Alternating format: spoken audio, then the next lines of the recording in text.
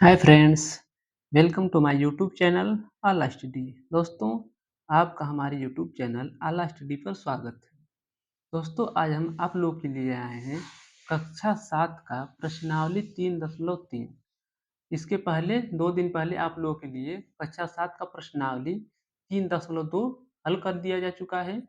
और जो आप लोग अगर नहीं देखे होंगे तो उसको प्लेलिस्ट में से जाकर देख सकते हैं। तो आज का हम लोग स्टार्ट करने वाले हैं। अध्याय 3 है आंकड़ों का प्रबंधन।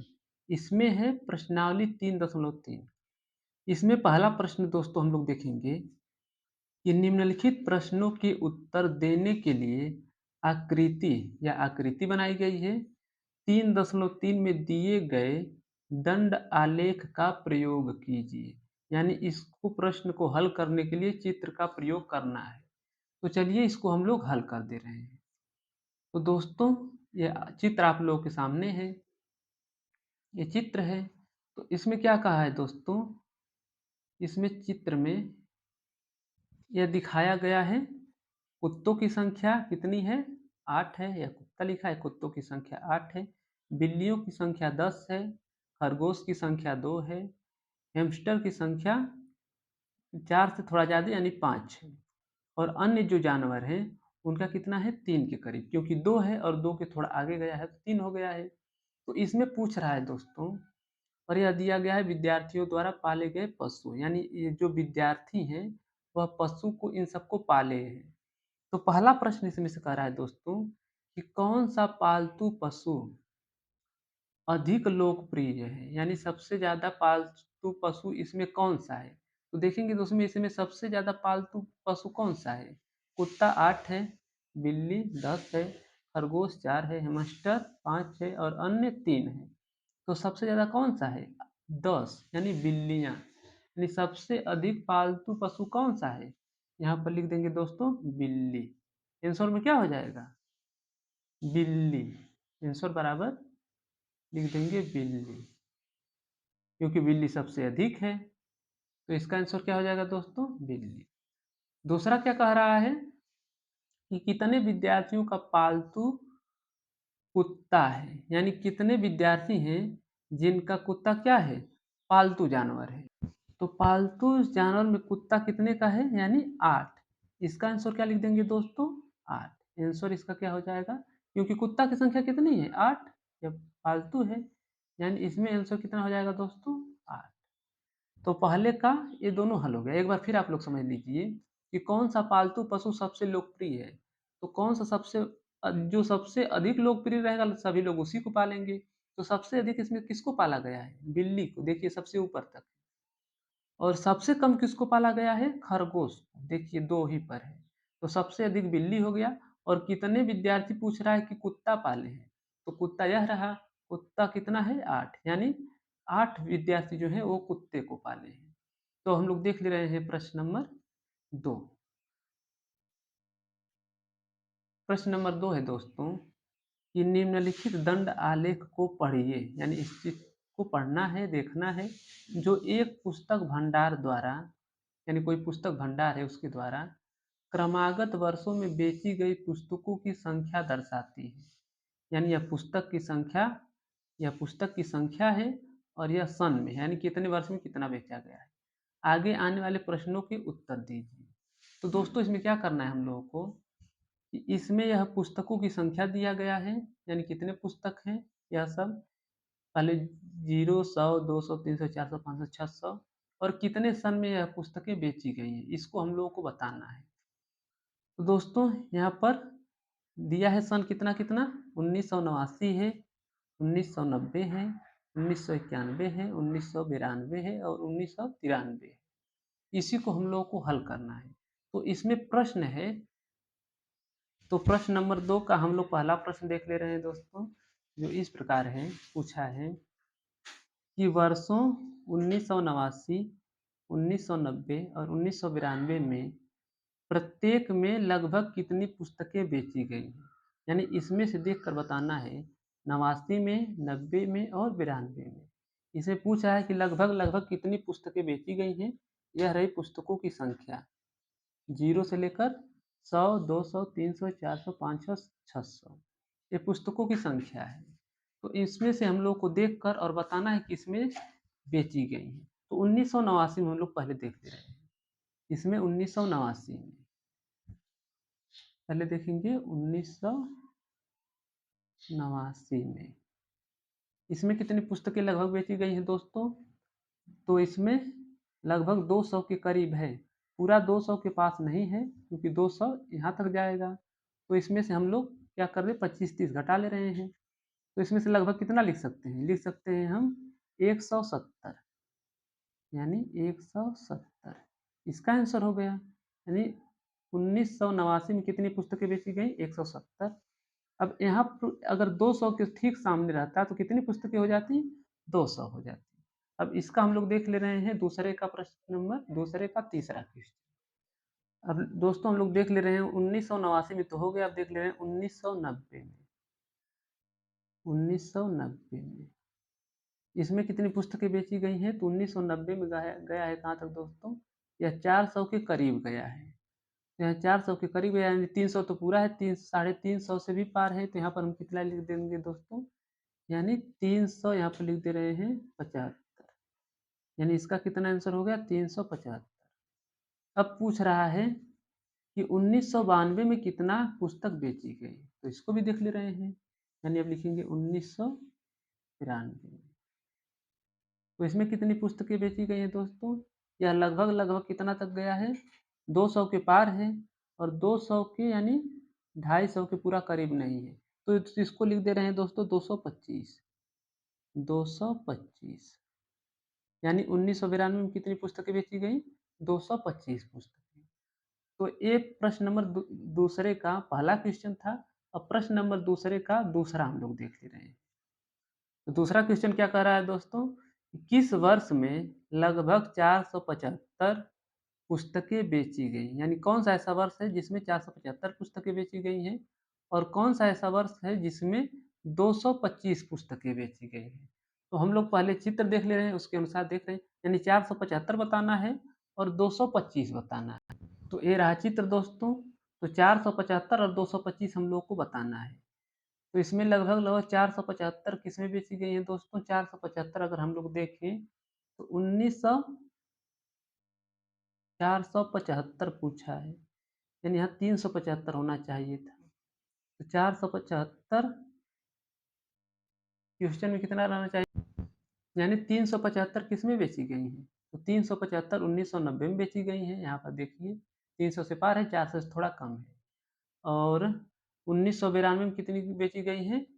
175, यानी 225 पूछ रहा है कि 225 कितनी बेची गई हैं। तो 225 किसमें बेची गई हैं? 1992 में। क्यों? क्योंकि 200 से थोड़ा ज़्यादा है, 25 तक चला गया। तो 1990 में बेची गई कितनी? लगभग लगभग कितनी बेची गई? 375 और 1992 में 225। तो आंसर क्या हो जाएगा? 1900 हो जाएगा 1990 और 1992।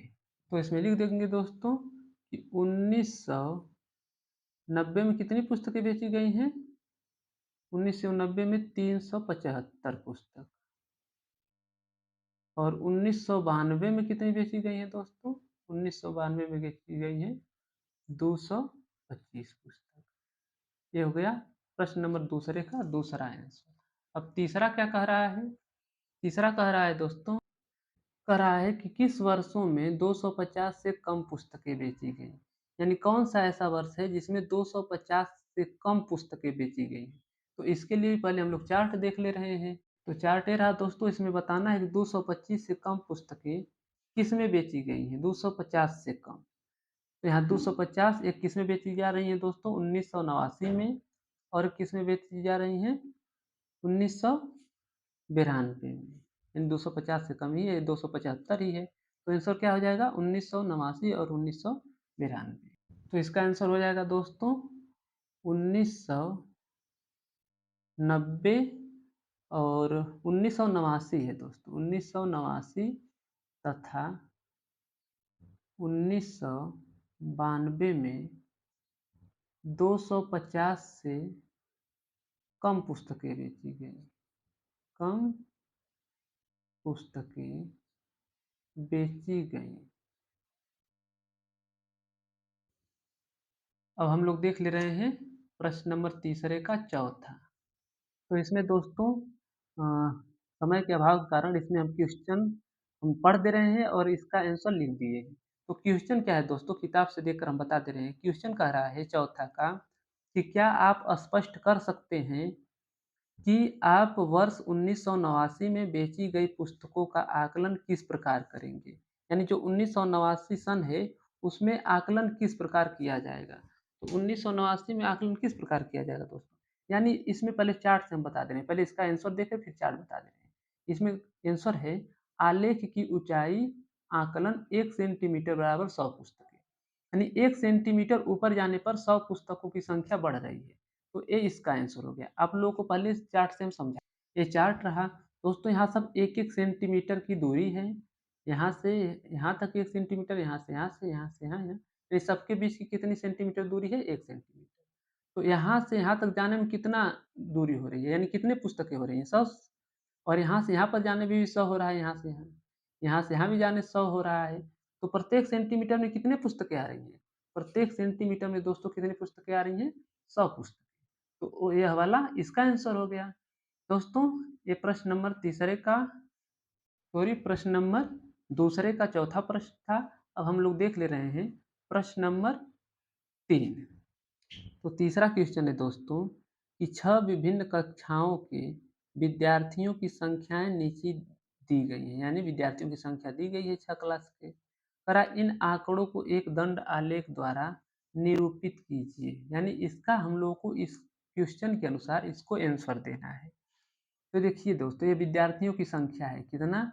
135, 120, 95, 100, 90 और 80। यह 5वीं कक्षा है, 6वीं कक्षा है, 7वीं है, 8वीं है, 9वीं और 10वीं कक्षा है। इसी को देखकर हम लोग को आंसर करना है। तो दोस्तों इसमें क्या कह रहा है पहला वाला क्वेश्चन कि आप स्केल किस प्रकार चुनेंगे? तो आपको स्केल किस प्रकार चुनना है, इसी का हम लोग को आंसर देना है। तो स्कूल स्केल को शुरू करने के लिए क्या किया जाता है? स्केल शुरू से शुरू होता है। यानी क्या इसका लिखेंगे? स्केल को शुरू से शुरू करेंगे। यानी यहाँ पर हम लिख दे रहे हैं आंसर ऐसे करके, यानी उत्तर करके लिखेंगे कि स्केल को